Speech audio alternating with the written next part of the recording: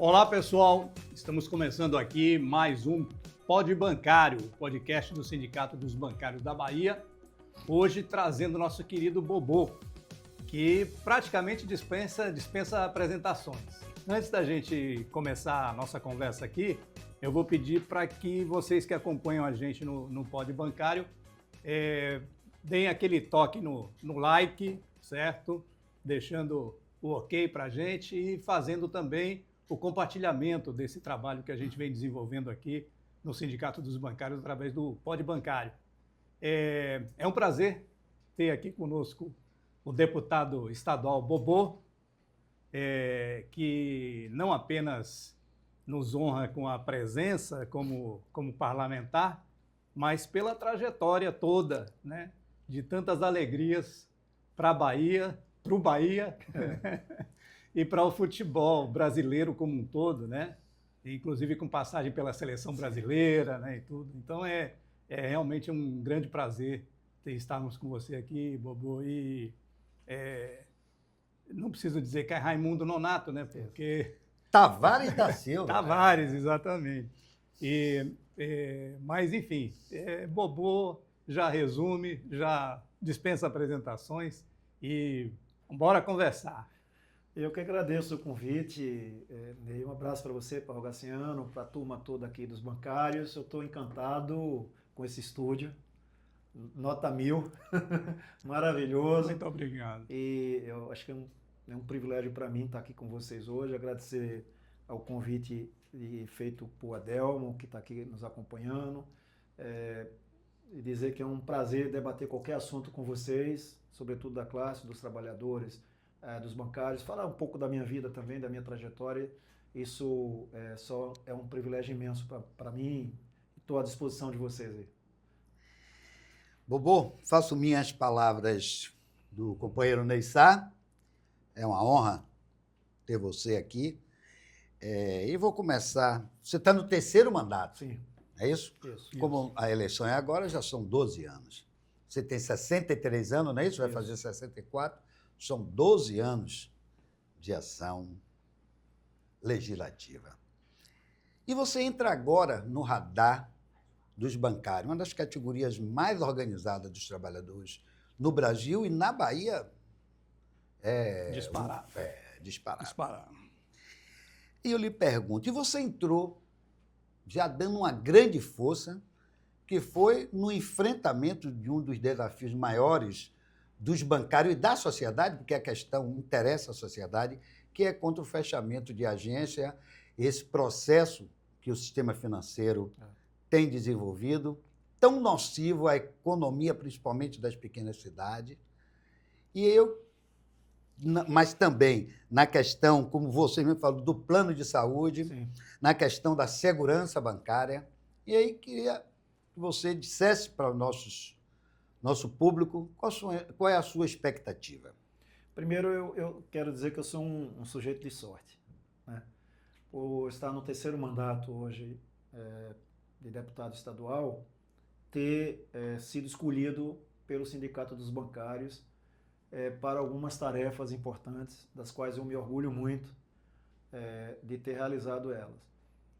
Muito mais por conta da luta, por entender que é uma luta importante e necessária. Hoje o momento é de crueldade, e eu percebi isso nos debates que nós motivamos dentro da Assembleia Legislativa da Bahia. A nossa preocupação era fazer com que a Bahia inteira e o Brasil todo presenciasse aqueles debates, para ver da forma como os patrões têm tratado os bancários aqui, especialmente na Bahia. A gente sabe que isso é no Brasil todo, mas especificamente nós tratamos da Bahia. E nessas duas audiências que foram realizadas, a segunda me chocou mais ainda foi a questão dos planos de trabalho, ou dos planos de saúde. Por isso que eu coloquei a crueldade, né? Porque o trabalhador bancário, ele tem seus direitos, e a ideia e o sentimento de qualquer brasileiro era que esses direitos fossem preservados, especialmente na sua aposentadoria.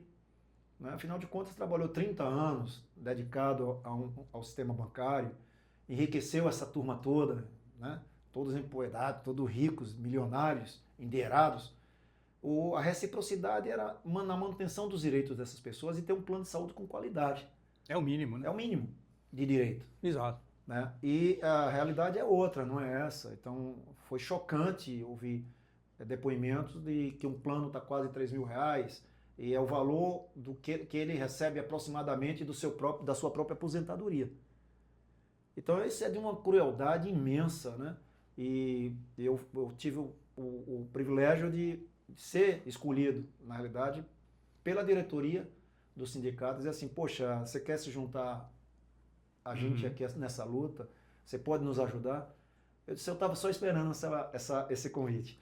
Eu estava já motivado para isso, só esperando essa oportunidade. Então, eu me juntei a essa força, a esse grupo, liderado pelo presidente da casa, o Helder, aqui dos sindicatos, e de todos os outros que vêm de luta há muito tempo. O Augusto falava muito sobre isso, eu via muito o Augusto dando entrevistas, enquanto ainda vereador de Salvador, mas presidente também da entidade. Eu olhava e dizia, poxa, como é apaixonante esse debate, né? Como é bom ter um representante com força, com transparência, com seriedade, com honestidade, numa causa tão importante que é essa. Então, eu vou me juntar, vou ser mais um nessa força, nessa luta, e vou defender como eu puder defender, da maneira que eu puder ajudar, nessa questão tanto da precarização, mas principalmente também nessa luta diária, né, com relação aos planos de saúde. Eu entendo, e é um debate que isso vai acontecer mais na frente, que a gente vai falando que cada vez mais nós temos menos bancários, né? Nós temos mais máquinas do que seres humanos ali dentro. Isso é uma preocupação para o futuro muito grande. É uma preocupação muito grande. Nós estamos num momento de alta tecnologia. Não apenas no sistema bancário. Não, de um modo no geral. Então, a perspectiva não é boa se a gente continuar dessa forma acelerada nessa questão. Hoje, eu sou do interior e eu tenho irmãos que são bancários, foram bancários. Então, o Rivaldo, meu irmão mais velho, foi funcionário do Banco do Brasil, se aposentou pelo Banco do Brasil. Rudi, o segundo mais velho, foi do Maneb. Renilson, o terceiro, foi do Banco Econômico. Então, então você tem uma tradição bancária de família. Eu só não estava no movimento. Mas o convívio com a realidade dos trabalhadores bancários. Era uma outra realidade. Sim. Era um outro momento, era na época áurea, né, e etc. Mas depois eu peguei os momentos mais difíceis também. Sim. Então, é algo que eu já tinha conhecimento de dentro de minha casa. Já acompanhava. Já acompanhava. Eu era o filho, o irmão mais novo, ou quase o irmão mais novo, um deles. Então, eu acompanhava as agruras dos meus irmãos, já falando sobre essa questão da opressão, da imposição, dos arroxos que vinham acontecendo, dos assédios, exatamente moral, dentro do seu trabalho, a questão de meta, de bater meta, aquilo estressava eles, deixavam eles doentes. Claro, adoece, né? Mesmo. Vem adoecendo, então aquela questão do emocional que a gente falou tanto antes de começar o programa. Então eu já tinha uma ideia, mas não tão clara e tão grande quanto foi durante as audiências públicas, que ali havia as narrativas, a gente viu os depoimentos, foram muito mais depoimentos, de pessoas já adoecidas. Emocionais. Já adoecidas, porque a pressão foi tão violenta e a retirada dos seus direitos tão cruéis que elas adoeceram. Então, eu estou aqui porque eu quero fazer parte dessa luta, eu quero ser integrante dessa luta, eu quero ser um parceiro dos bancários, do sindicato dos bancários, e por dentro do mandato, que ele puder ser útil mais ainda a esse movimento, farei com o maior prazer. Beleza. O adoecimento, já que você tocou nesse assunto, a gente tem se deparado muito com esse problema. E o perfil do adoecimento modificou bastante, né? Na década de 80, 90, até início dos anos 2000, era a LER e DORT, que eram, por esforço repetitivo, eram problemas posturais, problemas físicos, né? Que acometiam os bancários muito pela postura, pelo tempo que ficava sentado, enfim, ergonomia, essas coisas todas. Mas, como o Rogaciano mesmo falou, a partir talvez do início dos anos 2000, né, Roga? Por aí. Esse perfil vem mudando e é justamente nesse sentido que você estava colocando aqui agora, que pela convivência sua com seus irmãos, porque a cobrança de metas, né, o ambiente tóxico, o assédio moral dentro do trabalho bancário, ele tem transferido esse adoecimento para o aspecto psíquico. Então, hoje nós temos adoecimento muito mais no campo emocional, psicológico, né? É tanto que há pouco tempo atrás foi feita uma pesquisa em âmbito nacional e o uso de medicação tarja preta a gente fez até uma campanha nacional mostrando que esse uso de medicação tarja preta entre os bancários era praticamente uma epidemia. Era não, continua, né? Porque além das metas e além do assédio, com essa nova situação que a gente tem vivido de fechamento de agência, de instabilidade e insegurança no emprego, né?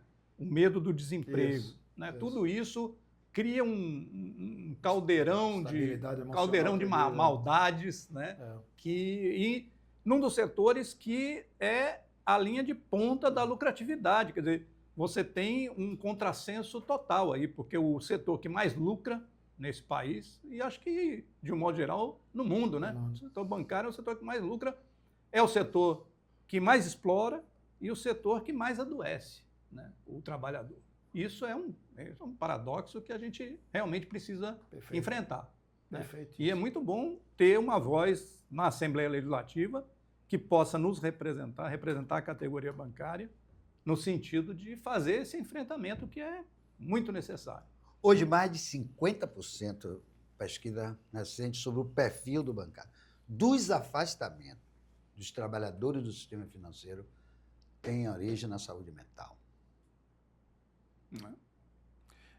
Rogaciano, essa instabilidade, essa insegurança, qualquer trabalhador ele tenha no seu desempenho, influencia até seu desempenho, né? Mas o mais ainda é quando ele realmente não tem a questão da estabilidade do dia seguinte. É que vive os bancários. Você entrega parte de sua vida, uma dedicação insana, né? Para produzir resultados, etc. Faz aquilo com brilhantismo, com profissionalismo fora do comum, mas você não tem a segurança do dia seguinte você está empregado. Aí veio o adoecimento emocional. Eu acho que é essa luta que a gente tem que fazer diariamente.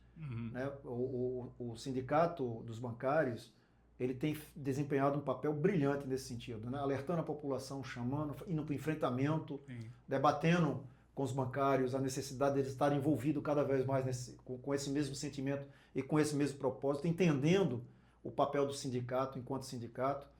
E por ser um sindicato muito forte e muito honesto nas suas pautas, isso é o que ainda garante essa condição da permanência do dia seguinte. Sim. E eu acho que a gente tem que estar o tempo inteiro alerta. A garantia do emprego. A garantia do emprego. A luta pela garantia do emprego é um carro-chefe. A manutenção do emprego e com seus direitos. Eu até falei um pouquinho hoje, agora há pouco no almoço, dizer assim, não é nem avançar nos direitos, é manter os direitos. Sim. A luta agora é nesse sentido. A ideia é manter e avançar, mas como você tem uma conjuntura desfavorável, difícil, né? A briga para manter os direitos. Eu sou do interior, então a gente está acompanhando muito. E eu, enquanto parlamentar, a gente também se envolve nessa questão dos não fechamentos das agências. Então, os prefeitos ficam desesperados quando sinalizam para ele que uma agência vai fechar. Primeiro, a dificuldade, né? Você mexe na economia local. Você diminui a força econômica da cidade. Você tira o dinheiro de circulação dali e vai levar para uma outra cidade muito mais distante. Olha a loucura, olha quanto isso é cruel. Aí colocam as máquinas para que as pessoas, num sábado, de dia de feira, elas possam tirar seu dinheiro ali. É um caos. É um caos. E pior ainda, a economia do município não é tão forte. Você tira a circulação de dinheiro ali e leva para uma outra cidade que é maior, mais pujante economicamente, e impondo a condição daquelas pessoas terem que alugar o transporte, pagar a alimentação na outra cidade. E a questão da segurança, porque você está movimentando pessoas que estão se movimentando com dinheiro. Exatamente. Né? A circulação do dinheiro expõe as pessoas, expõe os comerciantes, expõe o cidadão. Né, é um debate que eu pretendo levar isso para a UPB, para a União dos Prefeitos da Bahia.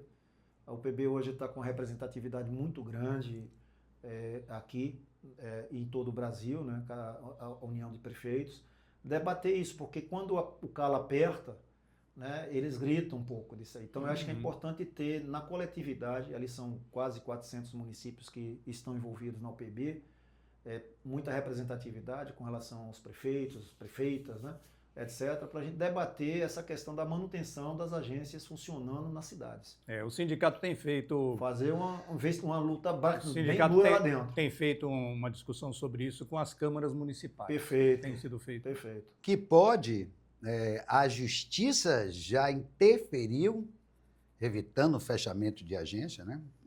Não só na Bahia, em outros estados, mas eu acho, e aí o seu partido, né, e outras articulações, sua política e partidária, como deputado estadual, eu acho que está na hora de o Congresso Nacional criar uma lei para que estabeleça, obrigue o mínimo de funcionamento de agência nos municípios, porque tem regiões inteiras, por exemplo, sem um Bradesco, sem um Banco do Brasil.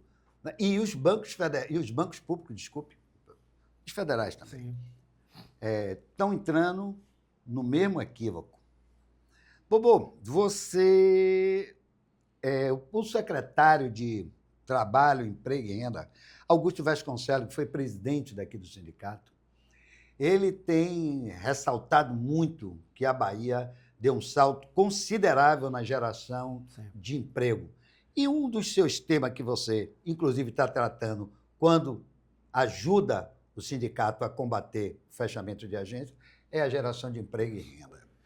E a gente conversando antes, você me falou de geração de emprego e renda, esporte e agricultura. Sim. Queria que você falasse um pouco sobre essa questão, né? Você que tem uma ligação, de uma forma, você foi superintendente da SUDESB, que é ligada à Secretaria do Trabalho. Perfeito.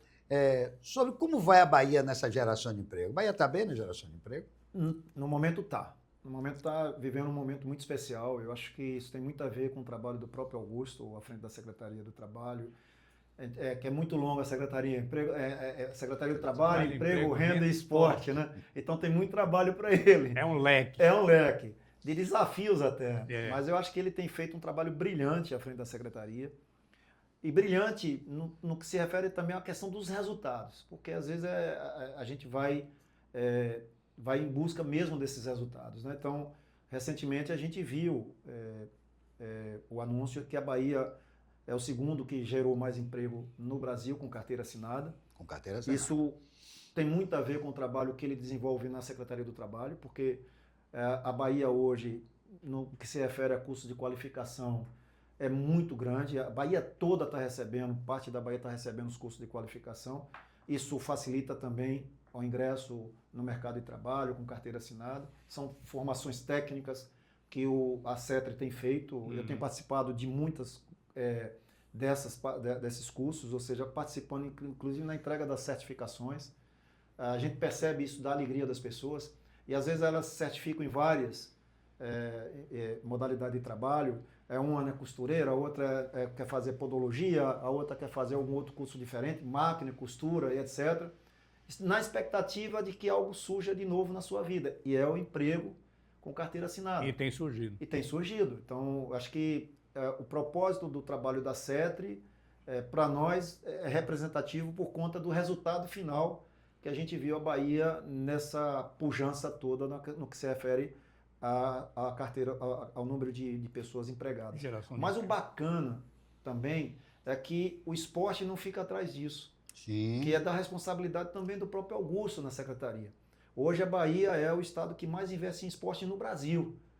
E eu comemoro muito disso porque são as minhas bandeiras principais, associada aí também à agricultura familiar, porque tem muito a ver com o trabalho que ele desenvolve na CETRE. O trabalho bem feito tem resultado. E tem tido resultados importantes. E se você me perguntar, mas Bobo, vem cá, vocês não inventaram isso aí. Quem é que disse? Onde é que está essa informação de que a Bahia é o estado que mais investe no Brasil? Foi a Universidade Federal do Paraná. Não foi nem da Bahia, Não, foi do Paraná. E quando eu soube, fui impactado, porque na realidade a gente vai A fazendo... pesquisa foi do Paraná. Foi do Paraná. A gente vai fazendo as ações surgindo, você vai testemunhando, mas você não tem dimensão do tamanho do volume. É. Né? Aí, poxa, a gente está sempre falando, tem as areninhas, tem a reforma de estádio, tem a construção de estádio, tem os custos, tem não sei o quê, tem a atividade funcionando aqui, tem as federações que estão sendo apoiadas pela secretaria. O volume disso aí é tão grandioso quanto a importância desse volume. E você plantou uma sementinha na Sudesb, Sim. que eu sei que na época que você É teve por à isso que frente... eu estou falando com paixão, né? Sim. Porque eu comecei esse trabalho lá para trás, mas não era tão grande, tão grandioso no que se refere Mas ao era um volume de programa investimento, diferenciado. Mas era um programa diferenciado que continua até hoje. Isso. Então, isso tem feito uma mudança muito positiva na juventude, especialmente na juventude do interior das cidades. Ou seja, o esporte está chegando no interior das pequenas cidades. Como um Das elemento, médias cidades. como elemento dinamizador, Exatamente, agregador, educacional, de pacificação, exatamente. Então, de socialização. Então, para nós, a gente vê o tamanho disso. Olha que nós estamos falando de um estado que é pobre. Sim. Né? A Bahia é a 16ª economia do país. Imagina o tamanho do negócio desse. E a ousadia do governador, e a ousadia, especialmente do governador, em colocar projetos como esse, dando dinamismo que Jerônimo tem dado a essas políticas, tanto na questão do trabalho e as políticas na área de esporte. Quer dizer, eu sou um daqueles caras que defende o esporte como política pública, não política de governo. Sim. Então, o governo passa, o outro já diminui o tamanho do investimento. Nós deveríamos já ter uma secretaria de esporte na Bahia, né? Pelo que ela faz. Veja só, a gente está falando do volume de recursos imenso. O governador agora, sexta-feira, anunciou mais um pacote de investimentos grandes em esporte também. E eu, sempre que eu estou gravando um vídeo, eu digo, tá aí, investimento em pavimentação, investimento em iluminação, investimento... E no esporte também, porque o esporte ele é um agente agregador imenso. Se a gente utilizasse melhor essa ferramenta como política pública, talvez não tivéssemos tanta violência como está acontecendo. O esporte gera emprego, gera renda, gera mudança de vida, cria cidadania, inclusão social, oportunidade. Eu falo isso com muita paixão. Eu falo com paixão porque é uma das principais bandeiras que eu tenho ainda. Por exemplo, na Assembleia não tinha nada que debatesse o esporte como política lá. Nós criamos desde que eu cheguei. Então hoje nós temos lá, eu sou presidente inclusive da Comissão de Desporto, para Desporto e Lazer da Assembleia Legislativa da Bahia. Porque eu entendia que a gente tinha que levar esse debate para aquela casa. Claro.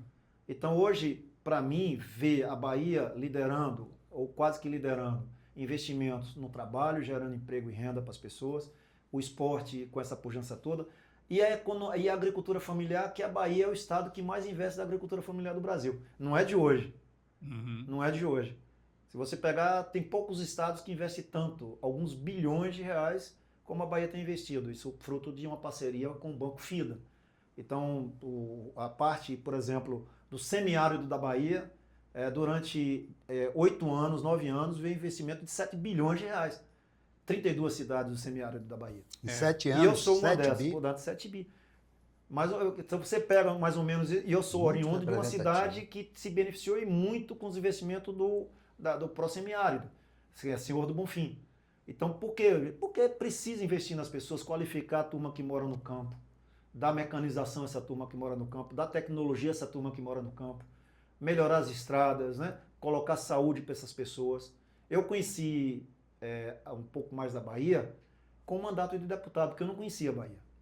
Eu era jogador de futebol, então eu era muito urbano. Eu era de cidade grande e cidade pequena, média, ou seja, de centro. Eu dormia, jogava hotel, almoçava, voltava ao hotel. Então eu não conhecia a realidade da Bahia. É uma rotina. É uma rotina. Então. Aí quando eu tive a condição de, enquanto parlamentar, conhecer o interior das pequenas cidades, das médias cidades, das grandes cidades, ali é que eu me deparei com a necessidade de entender que o esporte era uma bandeira importante, mas não era a única. Eu tinha que juntar aí outras bandeiras. Claro. Aí juntei o trabalho, porque o trabalho traz dignidade, né? E juntei a agricultura familiar por ser uma política de transformação e de manutenção das pessoas no campo.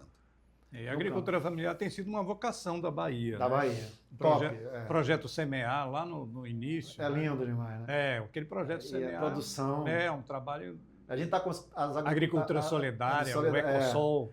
Junta aí o CESOL, que já é um trabalho da CETRE, né, com a economia solidária. Exatamente. Você agrega políticas em cima da própria agricultura familiar, que também tem um papel do Augusto, por incrível que pareça, através da economia solidária, da superintendência, que é o Rubens, que comanda lá na CETRE. Então, para nós, ver a Bahia sendo protagonista em projetos e programas como esse no Brasil, é de um orgulho arretado.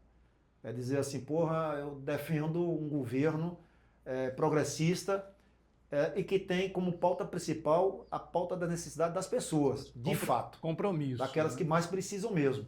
E você vê a transformação de vida das pessoas através de suas famílias. Isso. De suas famílias. Eu tive em cidades que não tinha sequer água ainda na época encanada. Aí, quando eu lembro até hoje, dois depoimentos de duas senhoras, uma de 89 anos de idade e uma de 91. Um era parteira. Então foi na cidade de Capim Grosso, num distrito lá de Capim Grosso. Daniel Almeida estava comigo nesse dia. Nós viajamos 18 quilômetros da sede até essa comunidade para dar como inaugurada a extensão de rede de água. Água da Embasa. Sim. Aí a senhorinha era parteira, então aquela turma toda lá é tudo filho dela. Ela que colocou no mundo. Viu chegar todo mundo. Chamava voinha e maninha, né? Ela falou assim, eu tô aqui hoje, ela tinha uma certa dificuldade já de andar, eu tô aqui hoje porque eu queria celebrar esse momento. Né? Eu queria celebrar esse momento de ver que nossa comunidade tem água tratada. A importância, né? Já em Bonfim, minha cidade, eu já ouvi outro depoimento. Uma senhora de 91 anos de idade, ela disse assim, eu quero agradecer a Deus por me permitir estar viva para ver esse momento acontecer. Eu vou tomar banho no meu chuveiro de água doce, água tratada. Rapaz, pela primeira vez na minha vida. Que depoimento, né? Eu lembro, eu nunca esqueci. Então, isso é que fortalece o trabalho que a gente faz. São políticas como essa que dignificam o trabalho que a gente faz. Porque cada conquista mínima que seja, engrandece a gente, né? Sim. E nos torna mais humano. Então, para nós, assim, estar num governo progressista, com esse tipo de responsabilidade, assumir responsabilidade que não foi ele que causou, ele está consertando aquilo lá, leva tempo, mas é produtivo. Isso acontece, e quando acontece, a gente percebe isso na transformação do humor das pessoas, no ambiente familiar e na reciprocidade delas. Bobô, deputado, vamos passar para a política. Para manter tudo isso que você bem descreveu aí, essa evolução que aconteceu na Bahia, porque hoje o carlismo à direita, né, fala tanto, aponta tanto indicadores que, segundo eles, são negativos para a Bahia, mas acontece que quando a Bahia era governada pelo PFL, os índices eram muito piores em todos os planos. Então, eu vou lhe perguntar, fiz essa rápida colocação para lhe perguntar o seguinte, Neto ameaça a continuidade, a evolução desse projeto progressista na Bahia? Cocá ameaça, o senador Otto Alencar disse que não conta muito. Qual é a sua expectativa para a eleição de outubro? Eu acho que aqui no Estado? Aqui no Estado. Eu acho, hoje, a gente roda muito o Estado, conversa muito com as pessoas, houve queixas, porque a gente não consertou tudo e também não dá para fazer tudo. Nós pegamos um Estado, quando Wagner ganhou a eleição, que era desastroso, sob todos os pontos de vista. Ele levou 8 anos estruturando, projetando e trabalhando a Bahia para um outro momento. Wagner foi, talvez, o cara que mais teve trabalho de organizar pautas importantes e que ele não conseguiu transformar em realidade. Mas foi ele que projetou tudo. Trabalhou o alicerce. Alicerçou, exatamente. E entregou a Rui Costa uma condição de governar um Estado com menos problemas, com menos dificuldades, mas ainda com muita coisa para resolver. Sim. Por isso que eu acredito que nós temos muito a apresentar à população. Muito. Não é só no debate político, não. É no dia a dia, conversando com as pessoas, ouvindo as pessoas, fazendo com que elas entendam que o trabalho continua, mas é um trabalho com muita seriedade. Esse trabalho produzido na época lá por Wagner, depois veio com o Rui Costa, e especialmente agora. Porque eu entendo que Jerônimo é um misto dos dois. Do carisma De Wagner. de Wagner e do Dinamismo. de Rui Costa. O cara pegou as duas A coisas. correria, né? A correria. E colocou um molho a mais, que é o molho dele próprio. Jerônimo é um cara diferente. Ele é um cara muito humano. E muito conectado com a com população. a situação das pessoas, exato. que vivenciou A gente aquilo, né? percebe isso. Morou né? ali, morou numa cidade muito pequenininha, teve dificuldade para sair da cidade, etc. Então ele tem uma história de vida muito parecida com a de Lula. Sim.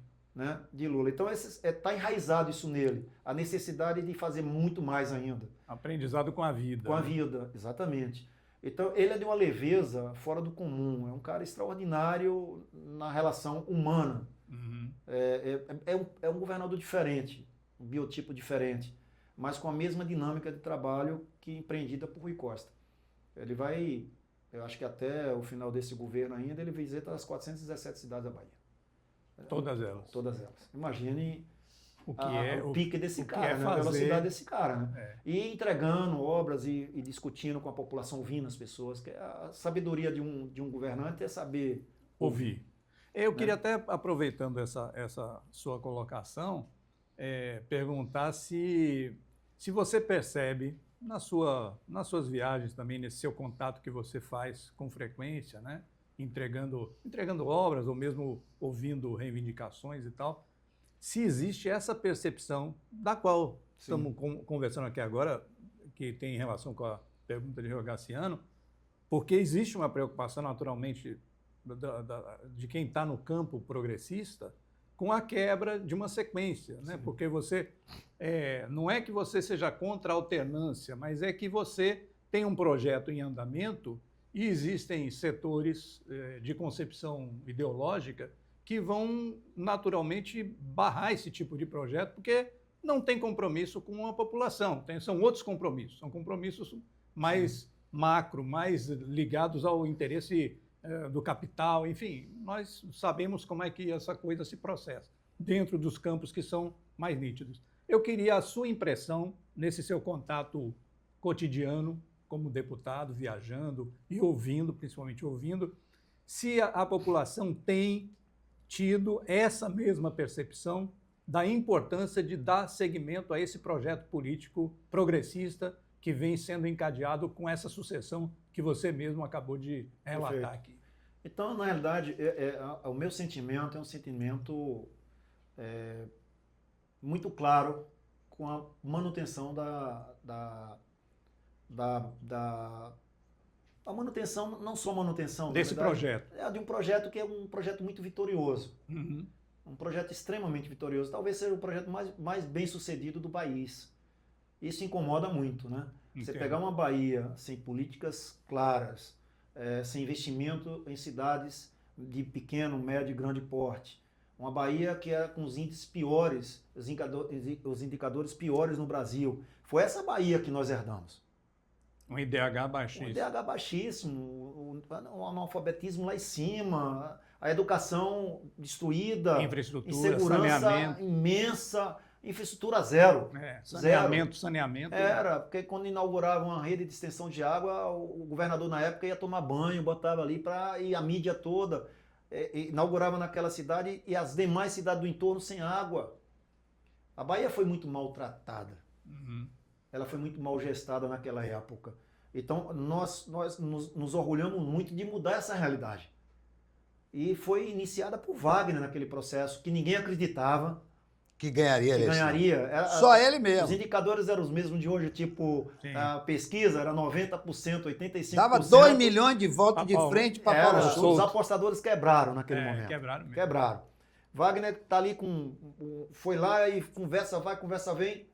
A Bahia resolveu fazer uma mudança grande no que se refere aos seus interesses. A população decidiu.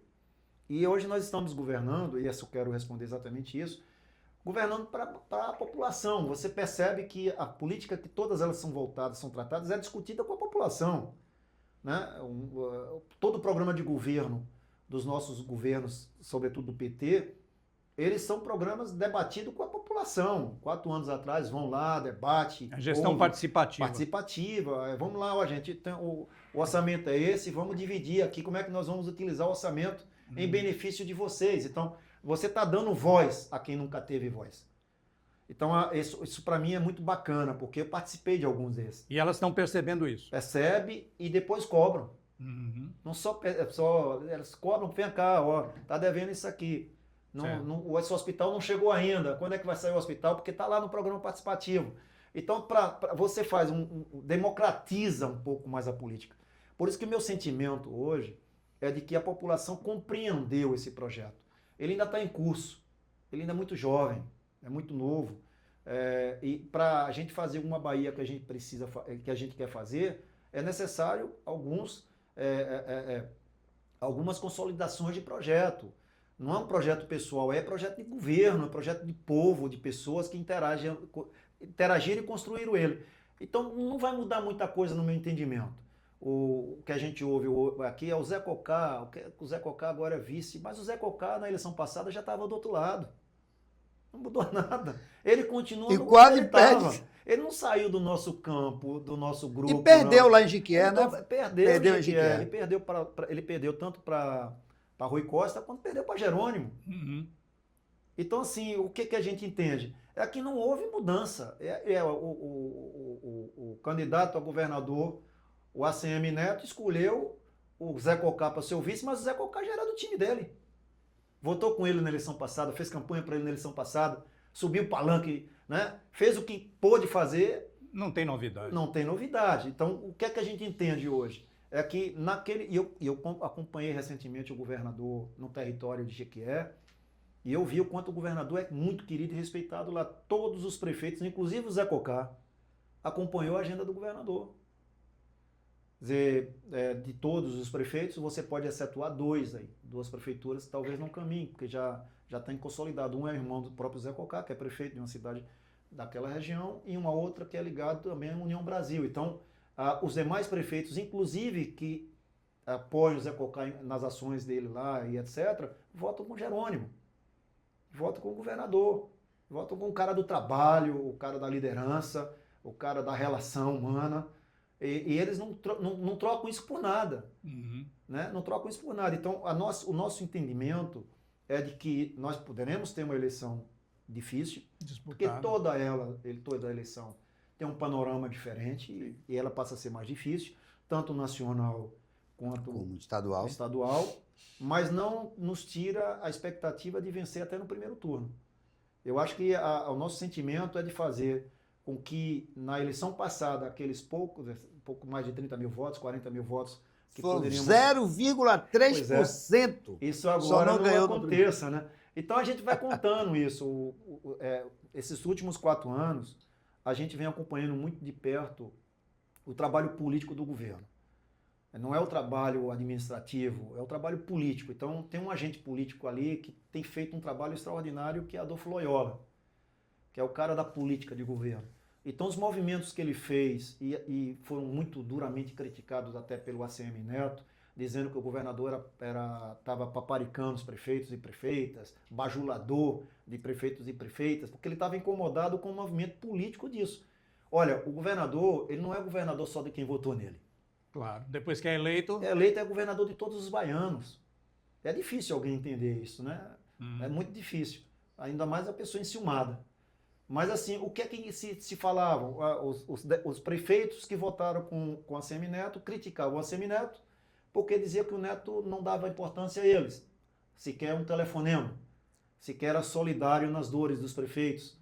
Ou então sequer davam parabéns por uma vitória como eles ganharam na eleição agora nos últimos 2 anos. Há 2 anos atrás, 1 ano e meio atrás. Sim. Sequer deu um parabéns e etc. Então isso incomodou. Você fala na eleição municipal. Nem um parabéns deu. Isso não fui muita eu, queixa de prefeito. Eu ouvi isso dos prefeitos em depoimentos claros, em entrevistas dizendo. Tem na mídia, um cara tem muito vários. gelado, um cara distante, etc. Ao contrário de Jerônimo. Então comparava as relações. Isso deve ter incomodado muito ele. Isso tem um peso, é. E o que, habilmente, o Adolfo começou a trabalhar essa aproximação natural. É o governo. O governo está estendendo a mão aqui para um município que está precisando de apoio. Eu presenciei agora, tanto segunda-feira, com o PAC Saúde, que o ministro Rui Costa esteve aqui junto com o governador, entregando, e etc., equipamento na área de saúde, quanto na sexta-feira, com um pacote de 1 bilhão e 600 milhões de reais, que Jerônimo autorizou as prefeituras a conveniar com o Estado. O Estado a conveniar com as prefeituras. Sim. E nós ali vimos vários prefeitos de oposição a ele, recebendo tanto na sexta-feira quanto na segunda-feira. Ora, esse é o papel de um governador, não é?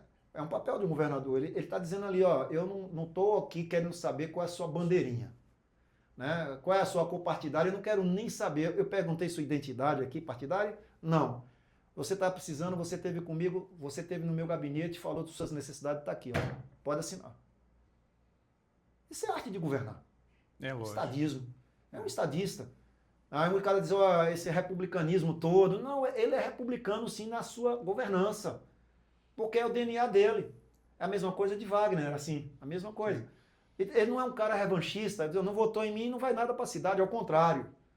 A cidade pode não ter tudo, mas vai ter. Eu posso não estar lhe garantindo 100% dos seus pedidos, mas 80% aqui, e vamos aguardar mais para frente que nós vamos lhe ajudar de novo. Ele é um governador dos baianos e das baianas. E eu tenho, assim, eu falo de coisas que me interessam muito, que eu gosto. E todas as vezes que eu vou para o interior, eu fico falando com as pessoas sobre isso. Qual a impressão dela, qual é o sentimento dela. Dos prefeitos, majoritariamente, é Jerônimo. Sim. Majoritariamente. Alguns, por muito pouco agora, também não vieram para o lado de cá. Né? Namorou, ficou ali, flertou, mas criou relação.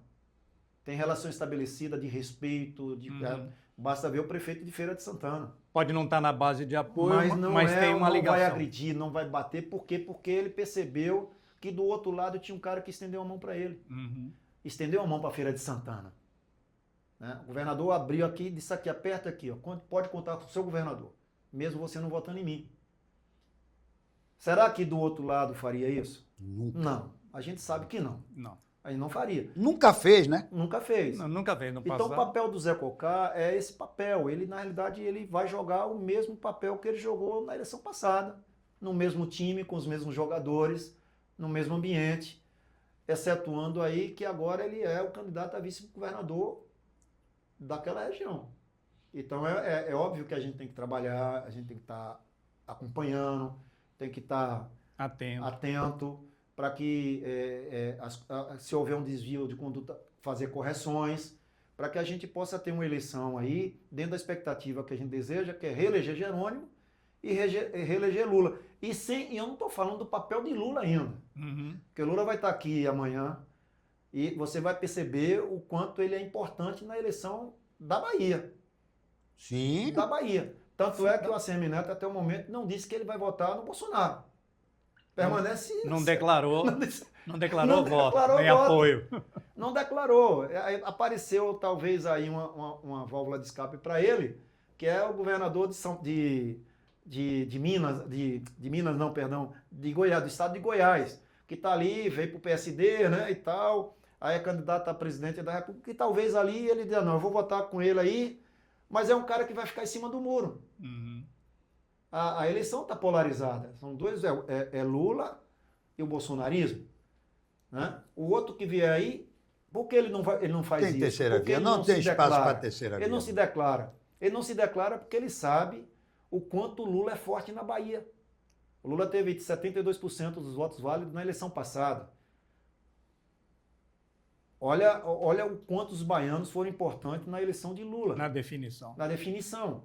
A reciprocidade está acontecendo. Lula tem feito muitas ações e muito investimento na Bahia.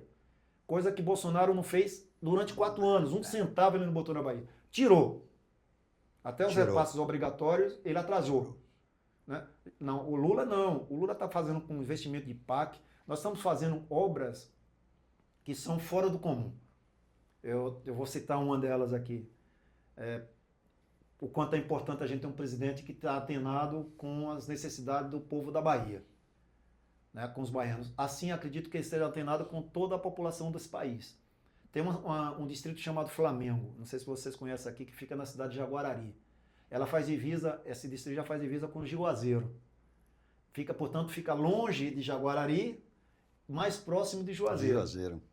Lá, para chegar água, não dava para chegar água. O investimento é muito grande para você pegar a água do sede de Jaguarari, da Embasa, e jogar para esse distrito do Flamengo. Mas, por incrível que pareça, seria mais fácil puxar de Juazeiro, do São Francisco, para o Flamengo. Quem é que resolveu isso? Lula. PAC. Chegou e autorizou 10 milhões de investimento para puxar água de Juazeiro para abastecer aquela comunidade que é um distrito, que para muitos não tem muita importância. Mas para a gente, que é daquela região, para aquele povo que mora lá, sabe a diferença, sabe quanto a água é fundamental para eles. Então, assim, você ter um presidente parceiro, cara, que trata você com o mesmo cuidado que trata os investimentos de São Paulo, Rio, e que enxerga... etc, e Salvador, o cara tá botando lá no interiorzão da Bahia, no sertão da Bahia, para que isso possa acontecer. Que tem a capacidade, eu acho que é uma coisa importante da gente destacar, né? A capacidade que o Lula tem de enxergar os problemas. Isso. Não é simplesmente ter um discurso ou ter uma assessoria, não.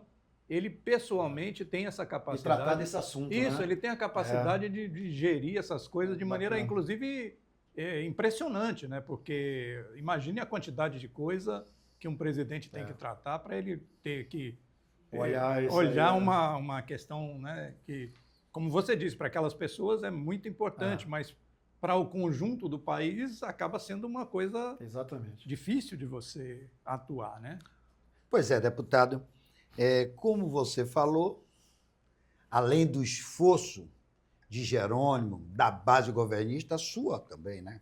Sim. De Augusto, para citar dois nomes que estão próximos aqui do nosso, é fundamental reeleger Lula. Sim. Qual a sua expectativa? Flávio pode vencer?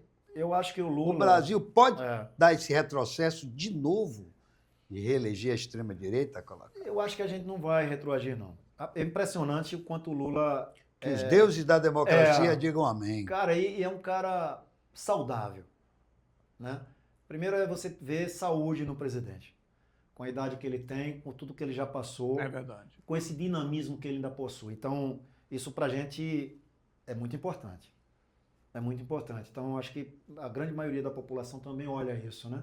E percebe que ele está muito bem. E ele ainda está com muito fôlego. E ele quer ainda governar o Brasil. Então, para nós, é muito importante, sim, a reeleição do Lula. Essas políticas que a gente trouxe de volta, que foram destruídas no governo passado, a gente sabe o quanto elas são fundamentais no bem-estar das pessoas. A volta mesmo, eu sempre digo que um dos maiores programas que eu, pelo menos, entendo que é criado por Lula é o Minha Casa Minha Vida. Porque você dá um teto a uma pessoa, você garante ela dignidade. Cara, a coisa mais importante para uma família é ter sua casa. E não é casa de aluguel. É casa própria. Casa própria, para ela chamar Minha Casa. Uhum. Então, assim, ele conseguiu criar programas que a gente entende como são de pura dignidade. Né? Botar o água para todos, luz para todos. E especialmente esse programa que é de habitação. E muito tempo ele ficou parado. Hoje está aí entregando, o Rui Costa mesmo na Bahia tem feito entregas quase que semanalmente, né? São milhares e milhares de casas, inclusive já chegando até a classe média também. Então, para nós, ter um presidente que tem essa preocupação, e eu não estou falando a questão do imposto de renda, para quem ganha até 5 mil, né? E etc. Isso é extraordinário. O ganho vem aí o SUS do transporte público? Tudo. Isso é fundamental, a mobilidade das pessoas. O gás de cozinha que você oferecer. Então, o gás de cozinha, muita gente diz que é só para a pessoa que vai cozinhar. Não, ela produz, ela vende. Sim. Ali é um negócio dela. Sim. Sabe? Então, o cara com essa sensibilidade, com esse compromisso, incomoda. Incomoda os grandes. Incomoda os grandes, porque assim, é como se você tivesse... Não vou permitir dividir aqui o bolo que é a arrecadação desse país. Eu não quero dividir com quem não tem. né? Eu não quero dividir eu quero botar aqui na turma que produz, não é assim que é o discurso É, que deles? eles alegam. Vamos botar aqui quem produz. Pô, bicho, aí você... Que, na verdade, não são eles que produzem, Não, são não é que nem os trabalhadores. bancários, é a mesma coisa que a gente estava debatendo aqui, né? Exatamente. Alguém muito trabalha para alguém ganhar muito, né? Exato. Então, o que eu acho que você ter um estadista à frente desse país, que o Lula é um estadista, é respeitado por todo, até quem não gosta dele, ele é respeitado. Você viu o Trump falando dele? Quer dizer, o cara consegue penetrar em todos os países do mundo e as pessoas conhecem a biografia dele, o que ele defende, o que ele é, o que ele representa, né? Então, para nós ter um cara desse governando o país é realmente de uma importância muito grande. Então, eu espero mesmo, honestamente, que as forças que elegeram Lula e as grandes forças que elegeram Lula, os estados que elegeram Lula, permaneçam firmes, em pé, para que a gente continue com ele governando esse país, potencializando e aumentando mais ainda esse tipo de políticas, que elas cheguem mais e mais a mais brasileiros, que a gente consiga fazer desse país o que a gente deseja. É um país de inclusão, de respeito nas diferenças, um país mais humano, mas um país de oportunidade. Então, tudo tem a ver com o desenvolvimento da Bahia. A gente falou de geração de emprego, a gente quer isso para o país inteiro, né? E juventude acesse o mercado de trabalho com mais facilidade. E isso a gente sabe que ele retomou esse tipo de debate agora. Lula está há 3 anos e poucos meses na presidência da República. O Brasil foi interrompido aí durante 8 anos o processo de evolução desse país. É verdade. Desde que Dilma caiu, né? Houve um retrocesso enorme. Um retrocesso imenso de políticas importantes. Primeiro com o Temer, que desregulamentou e quebrou a segurança jurídica para o trabalhador, né, que foi o responsável por tudo isso. A primeira quebra. E com o outro que desmantelou as políticas mesmo de essencialismo. Sociais, de chegar junto das pessoas, de melhorar a vida das pessoas, ou dar um mínimo de dignidade a essas pessoas. Então ele está tendo muito mais dificuldade. Porque é reconstruído. Reconstruído, que ele começou do que ele entregou. Então eu estou muito assim, esperançoso de que a maioria da população brasileira, mais uma vez, nessa eleição de outubro, vá lá, sobretudo a juventude, nós vamos ter um número maior de jovens votando pela primeira vez, compreendam um pouco do que se trata, o que vai estar em jogo, e que a gente consiga reelegê-lo por mais 4 anos, e reeleger aqui também Jerônimo por mais 4 anos. Estude um pouco melhor de história, do mundo, né? Hein? Estude um pouco de história, né? Estude um pouco de Principalmente história. a história recente. A mais recente é Principalmente mais a história mais recente, é mais importante. para poder entender qual é a diferença que está em jogo aí, né? O que é que está em jogo aí. Exatamente. Bobô, agora eu vou lhe perguntar, não como deputado, mas como craque que você foi, né? Você veio da Catuense, despontou na Catuense. Você e aquele lateral meio Zanata. A camisa do Bahia pesa? Quem pesa mais, a camisa do Bahia, do Vitória, do Flamengo ou do Corinthians? Eu não posso falar do Vitória, porque eu não joguei lá, não. Ou do São Paulo. Mas no Flamengo e Corinthians eu joguei. Tá? Eu vi muito isso quando eu cheguei da Catuense para o Bahia.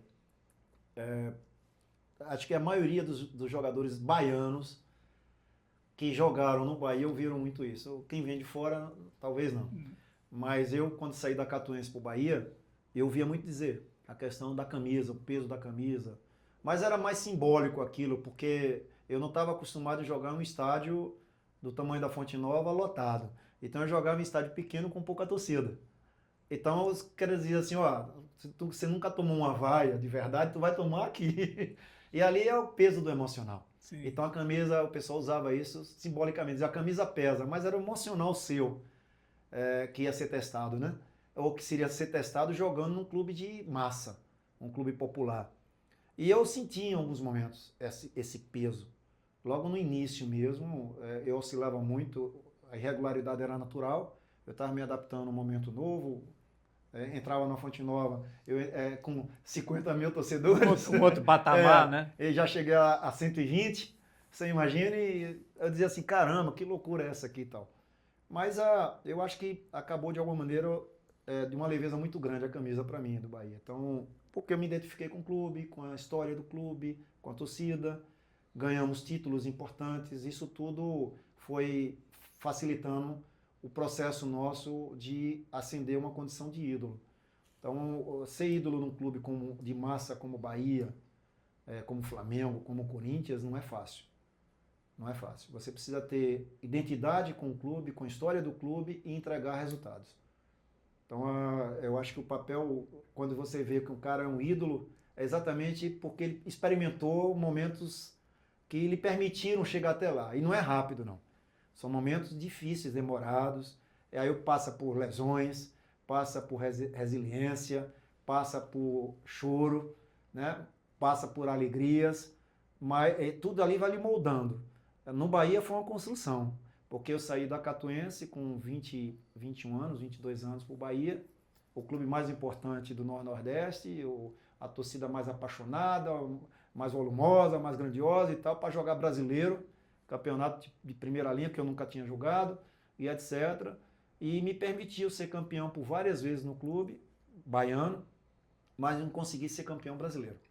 Você imagine a loucura que é você ser campeão com o Bahia, a camisa do Bahia, com a torcida tão apaixonada que é, brasileiro. Derrubamos os caras aí todinho. Atropelamos todo mundo. Atropelamos inclusive a mídia, que era todo mundo torcendo contra. Que não botava fé. Só que o favorito é o Internacional, o favorito é o Fluminense, o favorito é não sei o quê, e a gente, pau neles. Ganhou, né? Mas vamos ver o próximo, não sei o quê. Pau neles. O Brasil, o Bahia, sim, é o melhor do Brasil. Eu vi isso no final do jogo. Eu disse, que bom, né? O cara agora diz que nós somos o melhor disparado do futebol brasileiro. Mas foi de uma ousadia muito grande, num grupo de majoritariamente jogadores baianos. Majoritariamente jogadores baianos. O time titular do Bahia, vários jogadores baianos, oriundo do interior, contratado para jogar no Bahia. Você pega o Ronaldo, não, foi cria da casa. Mas Tarantini veio do Itabuna. Era o lateral direito. Claudi veio do Conquista, né? Aí Edinho não, falou aqui, Paulo Robson veio de um grande clube. Aí você vem aqui, Gil Sergipano veio de Sergipe, tal. Eu vim da Catuense, Charles da base, Zé Carlos da base. Olha quantos jogadores baianos foram campeões brasileiros num momento tão complicado e tão difícil de um dia você chegar até ser entre os quatro, ficar entre os quatro.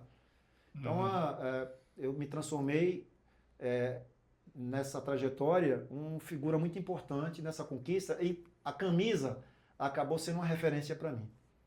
A camisa que antes o pessoal dizia que ia pesar, se transformou na camisa mais importante do clube. E as crendices? Acabou que foi uma camisa, número, foi uma camisa leve para você. Foi leve. E as crendices, Bobô? Mas aquele papo, aquela história que diz que não, antes de você botar o pé no chão, você estava acordando, um alemão, bote o pé. Conta aí pra gente. Mas é só uma referência da camisa também, porque eu, quando cheguei no Bahia, eu comecei a jogar com a camisa 7, logo no início, uns 2 jogos. Depois, a camisa que o pessoal começou a falar muito que ia pesar, porque eu comecei a vestir a 8. A 8 do Douglas. Quando eu olhava para trás, o ídolo do Bahia, eu falei, porra, bicho, eu tô lascado. Deu certo. Deu tudo certo lá, eu honrei a camisa, honrei o número e etc. Você se refere a do... O misticismo dentro, o Bahia é um time 86, muito místico. Osório, antigamente, na véspera de todos os jogos, levava o Bahia na igreja do Bonfim. Eu fui muitas vezes, já tomei muito banho de sal grosso, muito banho de folha, alfazema, então... E dava resultado mesmo, Bobô? Se dava, eu não sei. Mas eu posso lhe garantir que eu ganhei mais do que perdi, então dava resultado. Era bacana, porque você, para entrar no campo, tinha todo um ritual, e tudo respeitoso. Tinha muita gente evangélico que não participava, fazia suas orações separado. Tinha os outros que eram mais do candomblé mesmo, e tortava e fazia coisa, o pó de pemba, e rodava, e vinham com o alho, o dentinho de alho, e botava na meia. Eu fazia de tudo. Para ganhar. Qualquer negócio. Quando não dava nada, eu tirava tudo também. Não dá certo esse negócio, né? Atrapalhar não vai, né? Pois mas a gente entrava assim, para entrar no vestiário, era só depois que o vestiário era todo lavado, escovado e com seiva da alfazema jogado, limpo e tal. Tanto é que isso começou a criar muita dificuldade, porque as pessoas colocaram os baianos sempre de forma muito pejorativa. Eu lembro de matérias, da Folha de São Paulo, do Estadão, colocando Palmeiras contra Macumba Baiano. Então, assim, a gente, até o preconceito nós destruímos, fomos quebrando. Eu queria falar um pouquinho sobre isso, viu, Bobo? Dessas questões. Você teve a oportunidade de, naturalmente, jogar e fazer bonito no futebol brasileiro, primeiro no futebol nordestino, na Bahia, e depois você, naturalmente, foi para o eixo Rio-São Paulo, e a gente percebe no cenário esportivo, especialmente no futebol, que é a paixão nacional, a gente percebe que existe uma diferenciação. Quer dizer, como isso que você colocou agora, a mídia, a forma como a mídia trata o futebol do Nordeste, dos times nordestinos, e como ela trata os times do eixo Rio-São Paulo, né, até chegando a Minas, inclusive abarcando, às vezes, até times lá do Rio Grande do Sul, como, né, o Internacional e tal. E, no entanto, você teve a possibilidade de jogar aqui e de jogar lá, e de estar dentro dessas duas realidades.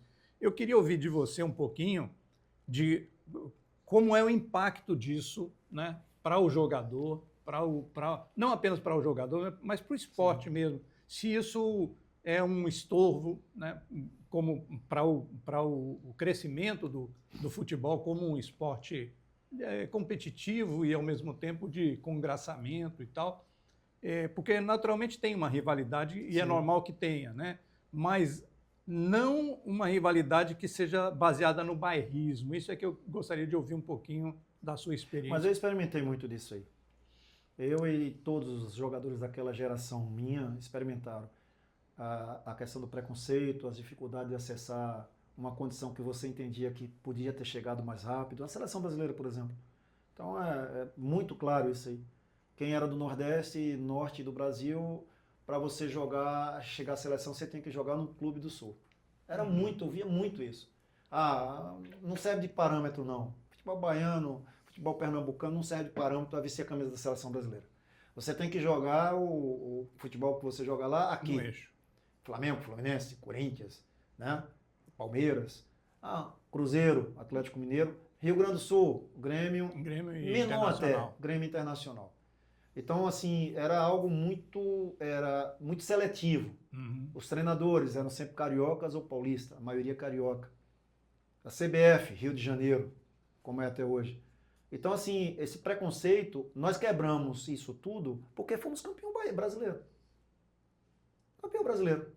Me deu um jogador antes que foi para a seleção brasileira do Nordeste que... Antes.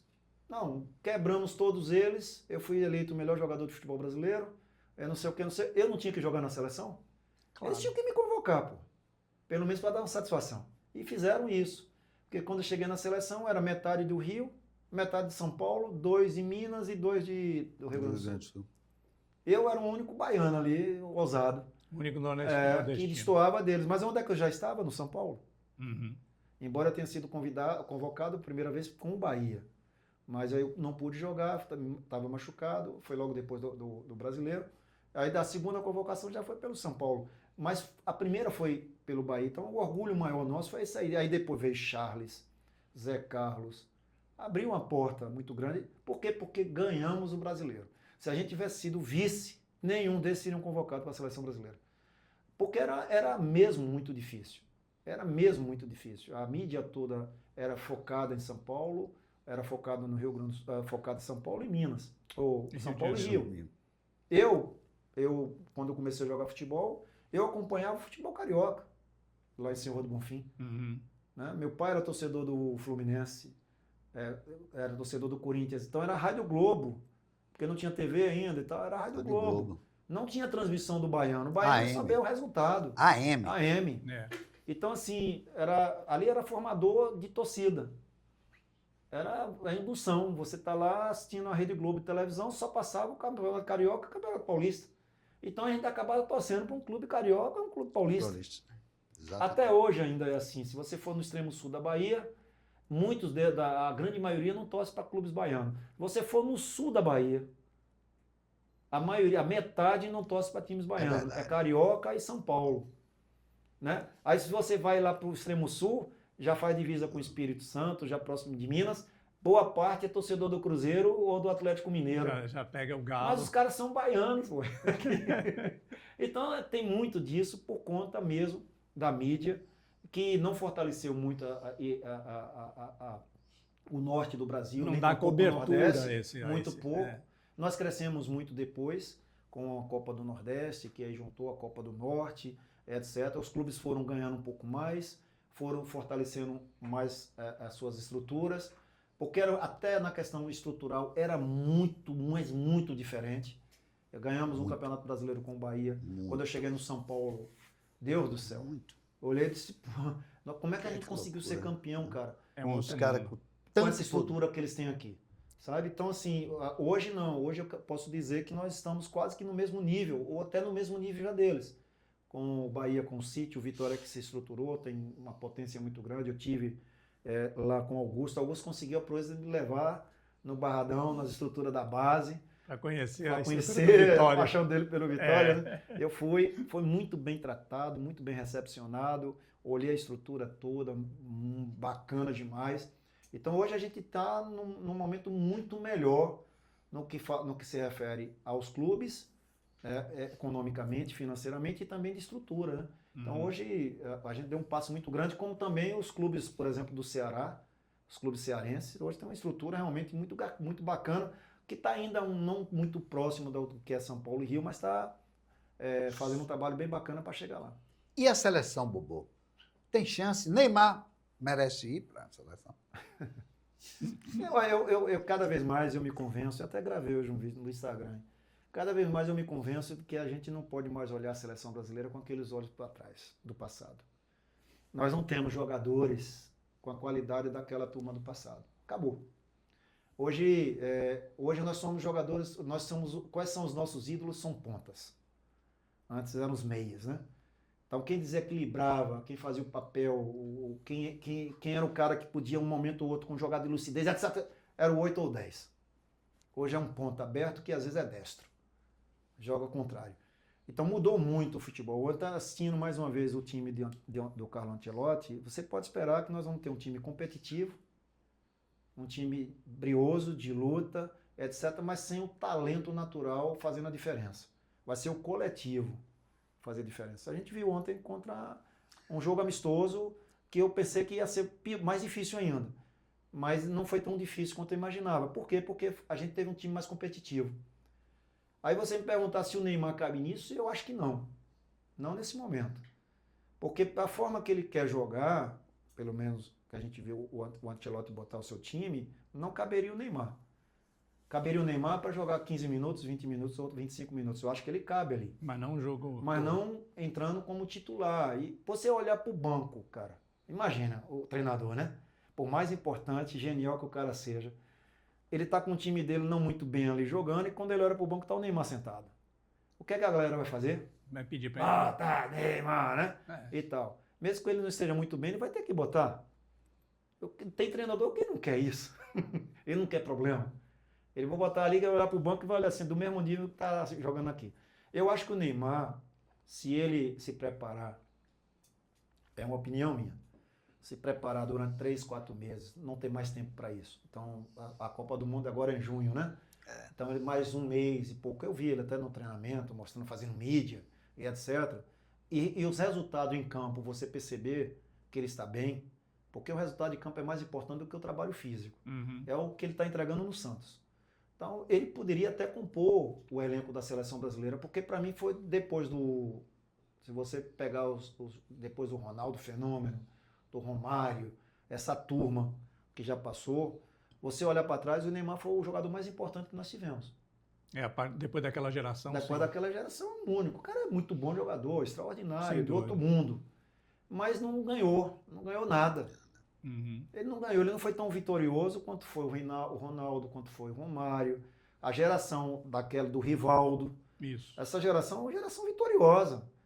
Mas é por conta até de comportamento, né? Da forma do cara conduzir sua vida. Né? O Neymar poderia ter sido talvez o terceiro melhor jogador do futebol mundial ao lado do Messi e do Cristiano Ronaldo. Você viu os dois e viu o Neymar junto. Mas olha os caras onde eles estão hoje. Os caras com 40 anos de idade jogando com estrela mundial, fazendo um gol inteiraço fisicamente. O Neymar veio com uma série de contusões e lesões, que ele não consegue superar tudo isso. E talvez isso tenha afetado muito o desempenho dele em campo. Eu não tenho dúvida. Ele está passando muito mais tempo se recuperando do que jogando. E eu não sei se o treinador, do tamanho que ele tem, ele convocará o Neymar. Se fosse um treinador nosso aqui, com a pressão da mídia, a torcida, etc., ele poderia até convocar o Neymar. Mas o Ancelotti, eu não estou vendo nenhum movimento dele nesse sentido, né? De acompanhar o Neymar, botar um assessor dele, um auxiliar técnico para acompanhar o treinamento, o dia a dia do cara. Porque treinador faz muito disso. Eu vou botar o cara 30 dias aí para acompanhar você e tal. Dar uma esperança de convocação, não sei. Eu, se eu fosse o treinador hoje, pelo futebol que ele tem jogado, não convocaria. Mas o que ele pode apresentar, entregar, pode ser outra situação. E ele leva a fama, o estigma de ser uma pessoa que cria problema. O Neymar não aceitaria ficar na reserva. Eu não conheço. Ele divide. Eu não conheço o Neymar. Mas assim, eu acho ele foi extraordinário. Mas hoje, o futebol, eu sempre digo que seleção brasileira é um momento do cara. O cara é convocado pelo que ele entrega. Mas tem distorções, tem diferença. Por exemplo, na seleção entregou muito pouco. Você pega o Ancelotti e disse assim para um zagueiro que é reserva do Flamengo, Danilo, que jogou ontem, entrou, né? Disse assim, não, é ele mais 10, ele já está convocado para o Mundial porque eu conheço ele, eu conheço a personalidade. O que é que ele está dizendo ali? Eu quero gente de grupo. Sim. Gente que trabalha em equipe. Aquela coisa ali eu entendi assim, falei, porra, filho da mãe, ele mandou uma mensagem. Uhum. Porque ele está dizendo assim, esse tem caráter e tem é de grupo. Eu quero gente de vestiário. Uhum. Ou seja, eu quero gente que agregue. Ele quer entrosar o campo, ele quer gente que esteja no mesmo nível para que o campo no campo esteja entrosado. Que seja respeitoso, agregador. E isso não vale só para o futebol, não. Vale qualquer situação da vida. Às vezes o segundo e terceiro melhor, para você comprar um grupo exitoso, vitorioso, nem sempre o melhor é o melhor. O futebol é uma escola, o futebol é uma referência. Em 86 eu estava metido a besta. Eu cheguei no Bahia, era o nome, torando, o Brasil todo me procurando para entrevista. Quem é esse cara? Não sei o quê, já estava todo mascarado, né? Aí, em 87, chegou o Evaristo. 88, Campeonato Baiano. Eu já era o estrela do Bahia, etc. Tudo. Aí teve um jogo na Fonte Nova e eu estava já pescoço duro. O treinador falava comigo, eu já rebatia, né? Evaristo. E pegou um momento que eu estava muito arisco com ele, e etc. Eu me machuquei, voltei, ele me botou 2 vezes no banco para me recuperar. Eu não gostava de ficar no banco. Eu ficava cara amarrada e etc. Aí um dia ele me botou para jogar logo de cara. E eu entrei, acho que foi contra a BB, o Campeonato Baiano. O jogo estava muito fácil, estava 2-0. E eu comecei a tirar onda no jogo, né? Bola para cá, chaveirinho, calcanhar aqui, não sei o quê. Aí teve um lance no final do primeiro turno, isso eu nunca esqueci. Foi uma lição para mim. Eu nunca esqueci. Eu tinha lá 20 mil pessoas lá assistindo Bahia BB, torcida e tal. Muita gente. Aí eu saí driblando todo mundo. Entrei sozinho, eu e o goleiro. Driblei o goleiro, deixei o goleiro levantar, fiz que chutava, pisei na bola, o goleiro caiu. E a bola, 1 metro do gol assim. Eu esperei o goleiro levantar de novo e fui levantar, dar um toquezinho por baixo da bola. Não pegou muito bacana a bola. Ela pegou baixo. O goleiro estava levantando novamente e a bola veio no peito dele e ele catou. Aí a galera... Fez todo o enfeite, mas não fez o gol. Eu disse, puta que pariu, me lasquei. Com ele, né? Olhei assim, ele estava lá, do mesmo jeito que estava, ele ficou. Bracinho cruzado, o Evaristo balançou a cabeça, Foi lá, terminou o primeiro tempo, descemos pro vestiário e disse, eu vou ouvir barbaridade lá, né? Aí eu disse, é melhor me acalmar, para eu não responder, tô errado. Não falou nada. Foi lá, organizou o time, volta aqui, vai voltar do mesmo jeito, aqui e tal, chama a atenção de um, vamos lá, vamos ser mais um pouquinho ambicioso para fazer. Ele gostava que o atacante fizesse gols e não passasse bola e tal. Eu voltei, achei que eu voltei aliviado, falei, não tomei bronca. 5 minutos e levantou uma plaquinha lá, número 8. Eu. Eu olhei assim, cara, eu não acreditei. Eu disse, por que ele não me tirou no vestiário? No intervalo. Sabe por que ele me tirou? Pra eu tomar vai. A lição que ele me deu. Quando você sai, sim. Entendeu? Ele tirou, Aí a galera, Você estava em campo, eu em campo. Aí foi um dia que eu me irritei, tirei a camisa, joguei nele e tal, não sei o que. Se tivesse no vestiário... Porque eu me não irritei, ia- que eu disse, se me tirasse no vestiário, porra, não sei o que e tal. Não ia ter Ele vibe. balançou a cabeça e fez assim, não, vem aprender aqui. Futebol é coisa séria. Ali eu peguei como aprendizado pro resto da vida. Pô, toda vez que eu falo alguma coisa, eu disse, ó, lição de moral foi dada assim. Eu não gostei, mas é a mesma coisa do Neymar. Você imagine ele no banco, se ele vai ser tão tranquilo, Não vai, não. né? Não vai. No momento que o treinador dizer assim, não, você não é minha opção agora não, e o cara ali, eu quero jogar, porra, é ruim. Então Evaristo me deu essa liçãozinha aí. A gente está chegando aqui ao final da nossa conversa. Ixi, Maria, são 4 horas. Eu queria só, antes da gente encerrar, fazer uma última pergunta bem leve Tá. e uma pergunta pessoal. Tá. Você entrou numa música de Caetano Sim. pela sua elegância, né?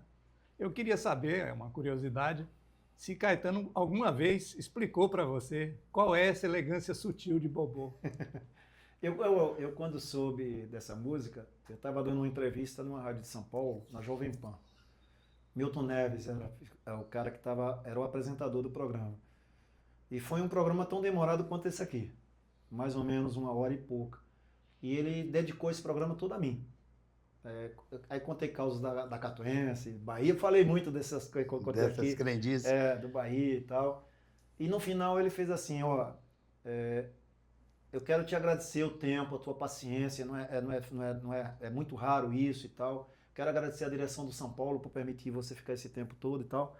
E vamos encerrar aqui prestando uma homenagem para você. Você vai gostar. Aí soltou a música. Eu não entendi na hora não, sabe? Aí veio e falou assim, Titi, aí ele tá falando de mim aí, né? Ele é Caetano. Aí eu disse, porra, cara, eu saí com aquele negócio, bicho, eu tô numa música de Caetano Veloso. Então, eu fiquei com aquele negócio, como é que ele arrumou esse negócio de elegância sutil e tal? Aí depois eu fui convidado pela direção do show dele para ir no Canecão, no Rio de Janeiro. Ele ia fazer um show lá no Rio. Eu peguei o avião e fui para o Rio de Janeiro para assistir o show. Aí fiquei logo lá na frente, depois fui ao camarim. Aí ele me explicou um pouquinho, mas tinha muita gente. Então ele tava falando, não, você gostou da homenagem e tal, não sei o que, porra, bacana. Passou um tempo, eu encontrei com Bethânia, porque a música foi inicialmente cantada por Bethânia, né? Ele fez ele compôs a música, mas Bethânia que botou a voz ali. E tal. Aí fui assistir um show de Bethânia aqui em Salvador, e depois a gente participou de uma atividade no Teatro Castro Alves juntos, por incrível que pareça. Aí ela ficou me comentando um pouco, porque ela é Bahia apaixonada, né? Ela disse, Caetano fez uma música linda pra você e tal. Aí eu disse, porra, até um momento eu não sabia como é que foi feito isso. Aí teve um jogo em Pituaçu, eu estava como diretor da Sudesb na época, e o J. Veloso, que é sobrinho de Caetano, me procurou que Caetano queria assistir o jogo. Ele estava em Salvador, ele queria assistir o jogo. Só que ele queria assistir o jogo na tribuna de honra aberta, as janelas, porque era climatizado lá em Pituaçu e tal, porque ele queria ouvir o canto da torcida do Bahia, as músicas da torcida do Bahia, que ele gostava, né? Aí eu falei, pô, agora é a chance dele me explicar esse negócio aqui, né? Claro. Aí ele foi pra lá e nós conversamos bastante, ele me explicou como é que foi, mas na entrevista que ele teve que dar, o Caetano, a imprensa toda foi pra lá, ele foi e explicou um pouco, que ele disse que foi numa viagem que ele fez para a Itália, numa turnê, na época, e ele estava compondo, era 2 horas da manhã, por aí e tal, eu acho que é mais ou menos isso. E que ele estava lá compondo essa música, Reconvexo e não sei o que e tal, e parou, de repente deu um branco, né? Justamente ali, onde... Naquele ponto. Aquele ponto. Aí disse que a Paula, a esposa dele, ele falando, pô, Paulinho, eu parei aqui. Ela disse, por que era música de homenagem e também de resistência, né? Porque falava do recôncavo, era. E do preconceito também de um jornalista exatamente. e tal, que ele bateu. Quem é você, careta, né? E tal. Ele aí disse assim, ela disse, por que você não homenageia então aquele jogador baiano que você sempre fica falando aí? Aí ele é Bobô, aí que ele chamava de elegante, né? Aí, então quem não amou a elegância sutil de Bobô. Aí colocou justamente aí ele explicando como é que foi isso, né? Eu falei, caramba, nem eu sabia, né? Soube naquele dia que ele deu entrevista em Pituaçu no jogo do Bahia, no intervalo do jogo do Bahia. que a gente parou, ele foi homenageado lá, a Fatinha até era a primeira dama ainda, a esposa de Wagner, que fez a recepção dele, foi genial. E ele assistiu o jogo todinho do Bahia, cantando as músicas da Bamor, das torcidas organizadas, porque o som chegava muito forte dentro do local que nós estávamos, e ele foi para cantar. Assistiu o jogo, obviamente, que ele é Bahia, gosta do Bahia muito. A família toda é Bahia, né, os sobrinhos também, etc. E Bethânia também é muito Bahia. Aí depois eles compuseram aquele disco, Novos Baianos, né? Mas ele cantou junto com Bethânia e Gil o hino do Bahia de forma diferente, né? Somos da turma tricolor. Tem a gravação. E fez um discozinho, soltou, o Bahia até entregou pro Bahia vender, na época, ajudando o clube. Então foi muito bacana saber que foi dessa maneira. Uma homenagem. Foi uma homenagem. E na época antes, o pessoal me chamava assim, ô Bobô do Bahia. Falei, até hoje, ponta, é o Bobô do Bahia, né? Hoje já é o Elegância. Aí desse Caetano. A música de Caetano fez história. Mudou um pouquinho já tudo. O Elegância sutil. Caetano. Genial. Muito bom. Muito obrigado. É isso. Muito obrigado por essa história, né? Porque é só você mesmo para contar essa história, ou o próprio Caetano. Né? Muito obrigado. Nós estamos terminando aqui o nosso Pod Bancário, né? Agradecer mais uma vez a presença de Bobô aqui, a disponibilidade para dedicar esse tempo aqui ao Pod Bancário e ao Sindicato dos Bancários. E mais uma vez também pedir para vocês que estão assistindo aqui esse podcast, marcar ali o ok ali, dar o like, que isso ajuda a gente a ganhar engajamento, e distribuir, né? Distribuir não só para a torcida do Bahia, para todas as torcidas, né? Vamos ser mais generosos, né? Para todas as torcidas, para a gente curtir um pouquinho dessa simpatia, não só elegância, mas essa simpatia que é Bobô aqui conosco. Eu quero agradecer mais uma vez, passar a palavra aqui para o Rogaciano também fazer, e depois os seus agradecimentos naturalmente. Bobô, mais do que agradecer a sua presença, é também torcer. E eu tenho a certeza que aquela elegância sutil e aquela categoria que você demonstrou no Bahia, com certeza você vai demonstrar aqui nessa luta, que eu sei que você tem vínculo, tem compromisso com a luta dos trabalhadores, especialmente dos bancários. Muito obrigado, meu irmão. Eu que agradeço o carinho de vocês, o tempo, né, para poder conversar um pouco de tudo aqui, desde a política, um pouco da minha vida como atleta, enfim. Agradecer a todos que estão nos acompanhando nesse momento, me colocar à disposição, porque eu acho que é uma luta boa, né, e justa. Eu acho que toda luta boa e justa a gente tem que estar junto dela, especialmente com os trabalhadores, especialmente com os bancários. Aqui agradecer a Helder pelo convite de estar com... Aliás, o almoço hoje foi maravilhoso, porque eu adoro um vatapá, né? Comida baiana. Me chama mais vezes, viu, Del? Me chama mais vezes aí. Porque bacana estar com vocês hoje, compartilhando do almoço, conversando um pouco sobre o trabalho, sobre os bancários, sobre o sindicato. Falei com o Augusto, que está trabalhando, está em Brasília, mas mandou um abraço para a gente aqui, disse que sentiu muita falta, queria também estar almoçando conosco hoje, mas dizer que a luta é nossa, né? Eu acho que a luta é nossa, me colocar aqui à disposição dos bancários, e especialmente do sindicato, porque faz um trabalho lindíssimo, muito importante, não é à toa que é um dos sindicatos mais fortes da Bahia, mais representativo do Brasil, pelas conquistas, pela luta que empreende e sobretudo, o significado dele e a responsabilidade que ele tem assumido com relação a essas pautas. Então, eu só estou me juntando, né? Eu serei mais um na composição dessa luta, guerreando para que a gente saia no final vitorioso, e vitoriosos serão os bancários, que a gente sabe disso. Então, agradecer a cada um de vocês aqui pelo tempo, a você, Ney, Rogaciano, obrigado pelo trabalho, o Adelmo, o Helder, que está aqui, enfim, a todos, e dizer que é um ano muito importante para finalizar aqui, é um ano eleitoral, um ano que a gente precisa estar antenado com o que está acontecendo no país e defendendo as nossas bandeiras, que são as bandeiras do trabalho, a bandeira da inclusão social, das responsabilidades com aqueles que mais precisam, as bandeiras das diferenças, tratar todo mundo de forma igual, humanizada, respeitosa. Acho que é as bandeiras que nós sabemos que são progressistas, que muito incomodam muita gente. Mas nós precisamos reeleger o presidente Lula, nós precisamos reeleger Jerônimo, que são defensores dessas bandeiras, e que nós, de alguma maneira, estamos envolvidos literalmente com esse tipo de política.